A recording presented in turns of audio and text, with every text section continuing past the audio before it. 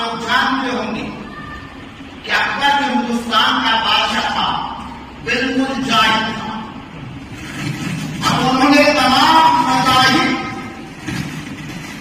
کے کچھ باتوں کو لے کر ایک نیا مذہب بنایا تھا جس کا نام اس میں دین الہی تھا. وہ دین الہی کیا تھا؟ کفر و شرک میں بنا ہوا تھا. اور وہ دین الہی اکبر بادشاہ کی سربراہی میں ہندوستان کے پھیلنے لگا.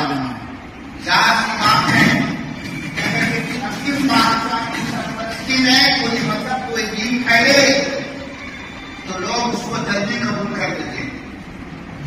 ایسے موقع پر حضرت مجدد ثانی رضی اللہ تعالیٰ عنہ اور انہوں نے اکبر اور ان کے بیٹے جہانگیر کا ڈٹ کر مقابلہ کیا. اپنے مریدوں کو، اپنے خلفاء کو، اپنے شاگردوں کو ہندوستان کے کونے کونے میں بھیجا.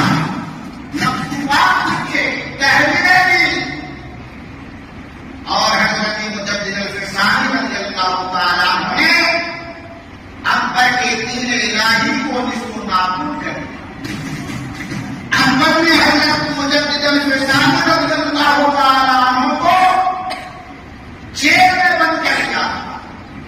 لیکن حضرت مجدد ثانی رضی اللہ تعالیٰ عنہ نے وہاں بھی کرتے ہوئے شان کو فراموش نہیں کیا.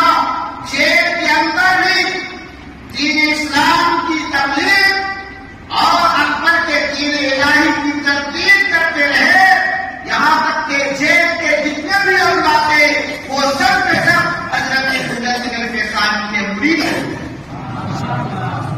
حضرت مجدد ثانی رضی اللہ تعالیٰ عنہ نے اکبر کے دین الہی کو مٹانے